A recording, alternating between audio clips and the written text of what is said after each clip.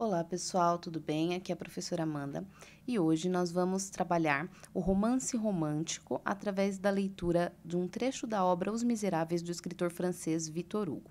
O objetivo deste vídeo é fazer uma breve explicação, uma leitura do texto e uma breve explicação dos 5 exercícios que se encontram na página 82 do livro. Aqueles que não estão com o livro, eu enviei o arquivo com as páginas escaneadas para o grupo da sala e também para o Google Classroom. Então, todos os arquivos necessários para essa semana estão disponíveis tanto no grupo da sala quanto no Google Classroom. Tudo bem? Qualquer dúvida que restar após este vídeo explicativo, eu peço que vocês aguardem e enviem na ocasião da nossa aula online pelo WhatsApp. Vocês têm o cronograma disponível em cada um dos grupos oficiais da sala. Tudo bem? Então, vamos lá, nós faremos a leitura deste texto e também eu vou explicar os 5 exercícios para vocês, tudo bem? Então, vamos lá.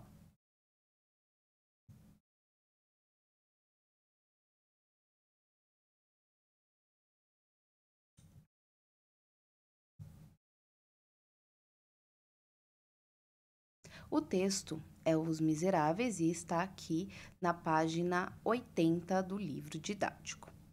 Então, vamos à leitura. Os Miseráveis, Victor Hugo. Pelo meio da noite, Jean Valjean se levantou. Jean Valjean era filho de uma pobre família de camponeses de Brie. Em sua meninice, não havia aprendido a ler. Adulto, tornou-se podador de árvores em Faverolles. Sua mãe se chamava Jeanne Mathieu. Seu pai, Jean Valjean, ou Vlajean, provavelmente alcunha ou contração de Voilà Jean. Jean Valjean era de caráter pensativo, sem ser triste, o que é próprio das naturezas afetuosas. No conjunto, portanto, nada havia de mais calmo e de mais insignificante, ao menos na aparência, do que Jean Valjean. Ainda pequeno, perdera pai e mãe. Sua mãe morreu de uma febre de leite mal cuidada. Seu pai, podador como ele, morrera ao cair de uma árvore. Ficou-lhe somente uma irmã mais velha, viúva, com 7 filhos, meninos e meninas. Essa irmã havia criado Jean Valjean e, logo que se casou, deu-lhe casa e comida. O marido morreu. O mais velho dos 7 filhos tinha 8 anos e o mais novo apenas um. Jean Valjean acabava de completar 25. Fez as vezes de pai e sustentou a irmã que o havia criado. Isso foi feito simplesmente como um dever, até mesmo com uma espécie de teimosia da parte de Jean Valjean. Sua juventude foi esbanjada num trabalho rude e mal pago. Ninguém soube que ele tinha tido alguma amiguinha. Nem teve tempo a perder com amores. À noite voltava cansado, comia a sopa sem dizer palavra. Sua irmã Jeanne, enquanto ele jantava, tirava-lhe da tigela o melhor que havia, um pedaço de carne ou de toucinho, um pouco de couve para dar a alguma das crianças. Ele, sem parar de comer, curvado sobre a mesa, quase tocando a sopa com a cabeça, o cabelo comprido caindo-lhe ao redor da tigela e escondendo-lhe os olhos, fingia não perceber e não se importava. Havia em Faverolles, não longe da casinhola dos Valjean, do outro lado da rua, uma rendeira chamada Marie Claude.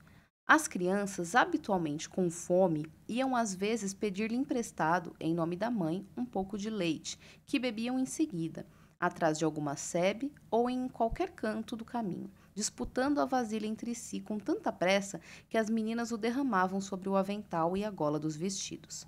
Se a mãe soubesse de tal traquinice, sem dúvida teria corrigido os pequenos delinquentes. Jean Valjean, rústico e resmungão como era, sem que a mãe o soubesse, pagava o leite a Marie Claude e as crianças continuavam impunes. Quando chegava a época em que se poldavam as árvores, ganhava 24 soldos por dia.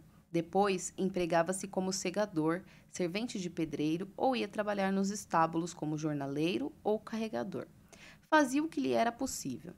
A irmã, por sua vez, também trabalhava, mas o que podia fazer com 7 filhos? Era uma pobre família que a miséria envolvia e pouco a pouco apertava em seus braços. Aconteceu, porém, um inverno mais rigoroso que os demais. Jean não encontrou trabalho. A família não tinha o que comer. 7 crianças completamente sem pão. Um domingo à noite, Maubert Isabeau, dono de uma padaria na Praça da Matriz de Faverolles, já preparava para dormir quando escutou um violento golpe na vitrina que dava para a rua. Chegou justamente em tempo para ver um braço que se introduzia através da grade de proteção por um buraco do vidro quebrado a sulcos. O braço pegou um pão e o carregou. Isabeau saiu a toda pressa. O ladrão já havia jogado o pão, tendo, porém, o braço ensanguentado. Era Jean Valjean. Isso aconteceu em 1795. Jean Valjean foi levado diante dos tribunais daquele tempo por roubo e arrombamento durante a noite numa casa habitada. Ele possuía uma espingarda que manejava com perfeita maestria e caçava em lugares proibidos, o que o prejudicou bastante. Contra essa espécie de caçadores há um preconceito muito legítimo. Eles, como contrabandistas, estão a um passo do salteador. Contudo, digamos de passagem, entre essa classe de homens e o hediondo assassino das cidades há um abismo de diferenças. O caçador furtivo vive nas florestas, o contrabandista nas montanhas ou no mar. As cidades produzem homens ferozes justamente porque os corrompem. A montanha, o mar e a floresta tornam os homens selvagens, desenvolvendo-lhes o lado animalesco, mas quase sempre sem destruir-lhes o lado humano. Jean Valjean foi declarado culpado. Os termos do código eram categóricos. Nossa civilização tem momentos terríveis. São os momentos em que uma sentença anuncia o naufrágio. Que minuto fúnebre esse em que a sociedade se afasta e relega ao mais completo abandono um ser que raciocina. Jean Valjean foi condenado a 5 anos de trabalhos forçados nas galés. Bem, pessoal, então esse aqui é um trechinho, tá? O dos Miseráveis. Os Miseráveis é uma obra um pouco mais longa, ela já foi adaptada para o cinema, para o teatro, para a televisão, para algumas versões de musicais, certo? Então é uma obra muito interessante e bastante complexa. É um romance, porque é um romance, gente, como nós já vimos anteriormente, o romance é uma obra que traz capítulos, traz começo, meio e fim, tem personagens, é complexa, ela tem aí um tempo, um enredo onde essa história acontece, tá? É uma obra atemporal, então um romance ele é uma obra atemporal. Ele faz com que nós possamos refletir sobre as situações trazidas nele, mesmo depois de muitos anos depois da sua publicação, que é o caso dos Miseráveis. A situação retratada aqui do Jean Valjean é uma situação que acontece até hoje, né, de famílias que passam necessidade, muitas vezes se veem obrigadas a pedir ou então até mesmo a roubar coisas para poder se alimentar, que foi o caso que aconteceu com ele, que foi pego e condenado por furtar um pão, tá? Então, eu gostaria que vocês lessem novamente, individualmente, esse trecho, com bastante atenção. Eu peço desculpas aí, porque a minha pronúncia de francês não é lá grande coisa, tá? Então, eu peço desculpas por isso, mas acredito que deu para entender o contexto da história. Em relação aos exercícios, tá? Nós temos aqui 5 exercícios, certo? Não tem muito mistério aqui nesses exercícios, tá? É do Linguagem e Texto, na página 82 do livro. Vocês vão fazer só essa primeira parte, tá, gente? Então, tá aqui, ó. Questão 1. O texto 1 é narrado por um narrador personagem, isto é, alguém que participa dos fatos. Nesse tipo de narrativa, a projeção explícita do enunciador como um eu. Identifique uma passagem do texto que comprove essa afirmação e copia no caderno. Então, essa primeira questão, ela não é deste texto, tá? Que esse aqui é o texto 2, tudo bem? Então, vocês vão voltar lá no texto 1, tá bom? E vão fazer aí a leitura deste texto individualmente. Eu não vou ler esse texto com vocês, tá? Ele nem vai entrar aqui nessa gravação. Vocês vão ler e vão buscar entender se lá tem um narrador personagem, ele tá falando aqui que tem um narrador personagem, e vai pegar um trechinho que comprove, tá, o narrador personagem, tudo bem? Na questão 2, das formas de discurso relatado que você já conhece, também é em relação ao texto 1, tá, pessoal? O discurso direto e discurso indireto, uma delas é empregada em 2 trechos relativamente longos do texto 1. Também não é esse texto aqui, esse aqui é o texto 2, tá, pessoal? Então, vocês vão responder lá no caderno. Que forma de discurso é essa? Então, vocês vão ver o discurso direto ou indireto. Qual deles, qual do discurso direto e indireto, se é o discurso direto ou indireto que é colocado lá no texto 1. E depois identificar em 2 trechos, tá? Copiar lá 2 trechos que tenham o exemplo ou do discurso direto ou do discurso indireto que você localizou lá no texto 1. Agora, em relação a esse texto que acabamos de ler, o texto 2, tá? O narrador não se constitui como personagem no trecho narrado. Então, a gente pode perceber aqui no trecho dos Miseráveis que o narrador não é um personagem, certo? Então, ele está narrando a história de outras pessoas. Aí, na letra A, pergunta: que personagens aparecem ou são citadas nesse texto? Vocês vão pegar lá quais são os personagens, né? As personagens do texto e anotar os seus nomes aí. B. Apesar de não se constituir como personagem, o narrador do texto 2 se projeta explicitamente como enunciador. Localize no texto as ocorrências dessas projeções enunciativas explícitas e cite-as no caderno.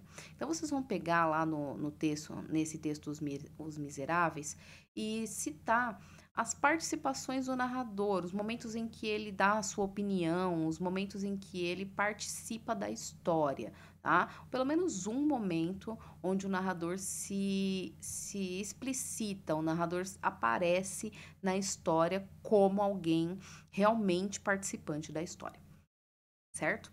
Na questão 4, tá assim, ó. Nos 2 parágrafos finais do texto 2, a sequência narrativa é entremeada pela argumentação. Responda no caderno. Letra A. Qual é, em sua opinião, o papel dessa sequência argumentativa nesse texto? Tá? Então, lá no final do texto, ele tem, apesar de ser um texto narrativo, tem argumentos. Ele argumenta em relação à situação que acontece com o Jean Valjean. Então, ele traz aí uma defesa de uma opinião.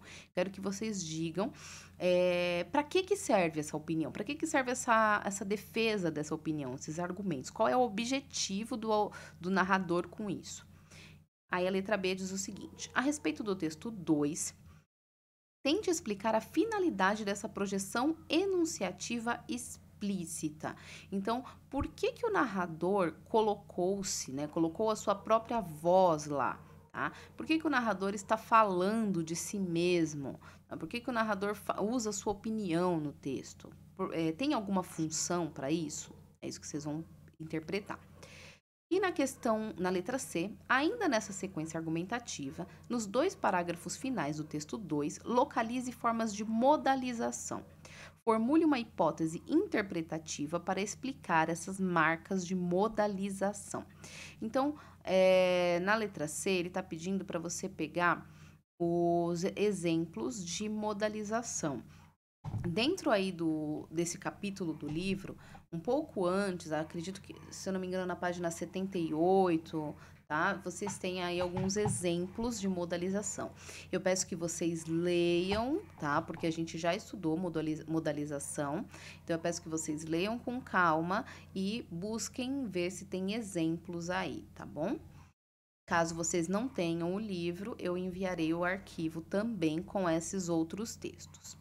E na questão 5, tá assim, ó, os textos 1 e 2 fazem parte de romances. Embora nos trechos transcritos sejam narrados episódios breves, no texto 1, retorno de Selbor a Satolep, e no texto 2, a apresentação das origens de Jean Valjean.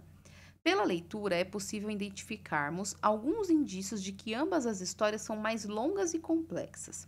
Cite no caderno alguns desses indícios. Então, você vai tanto lá no texto 1, né, que é o Satolep, ele tá um pouco antes aí do texto dos Miseráveis, e o texto 2, que é o próprio texto dos Miseráveis que acabamos de ler. Vocês vão analisar e ver que indícios dessas histórias mostram que elas são um pouco mais longas, tudo bem? Então, eu peço que vocês vejam, né, se há alguma marca, alguma observação que mostre que essas histórias são um pouco mais longas do que elas aparentam, tá? Certo? Então, assim, indícios, reticências ou um trecho que pareça um pouco maior, que deveria estar mais completo, tá? Eu quero que vocês observem na opinião de vocês e através de indícios do texto. Tudo bem? Então, caso reste alguma dúvida, vocês já sabem que vocês terão aí o nosso momento de aula online para esclarecê-las, certo? Então, muito obrigada pela atenção, espero que vocês tenham entendido. E lembrando que o material completo está no grupo da sala e no Google Classroom. Muito obrigada pela participação de todos e até a próxima aula. Tchau, tchau!